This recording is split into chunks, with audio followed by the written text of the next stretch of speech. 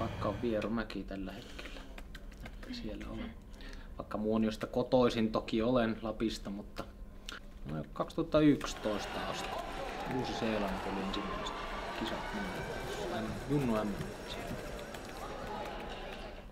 Kaikki arvokisat kyllä on joka ollut. vuosi. Kyllä. Jamaican World Cupissa en ollut, mutta 2012 World Cup kulta noista liigesarjoista 2 Dan miehet ja sitten viime vuodelta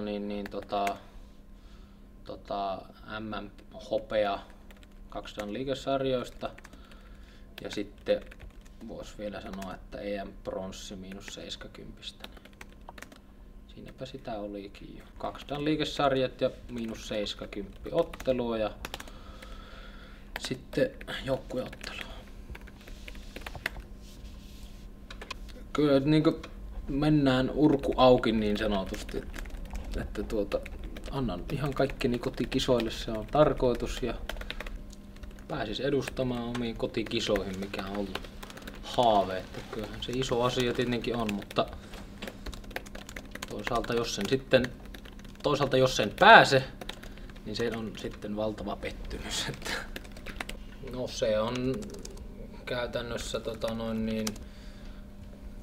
mulla tulee koko puoli sukua varmaan katsomaan sinne, että se on ensinnäkin suuri asia, että siellä on paljon kotiyleisöä, mikä varmasti niin kuin ulkomaankisoihin verrattuna niin se tsemppaa eteenpäin. Tai näkisin sen niin kuin positiivisena voimavarana, että nyt on niin kuin lopullisesti kaikki mahdollisuudet menestyä näissä kisoissa.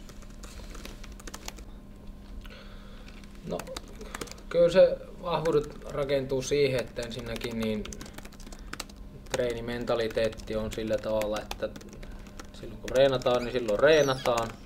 Ja sitten kisoissa kun ollaan, niin näkisin omana vahvuutena sen, että on äärimmäisen rento, että tavallaan semmonen kisajännitys ja se on ihan turhaa, että se ei vaikuta minun suorituksiin ja semmonen suomalainen sisu, voisi sanoa perinteinen sisu, että ihan sama mikä tilanne on, niin en koskaan anna periksi siellä, että annan kaikkeni sinne kehään, kävi miten kävi. No, yhdellä lauseella, minkälainen matsi?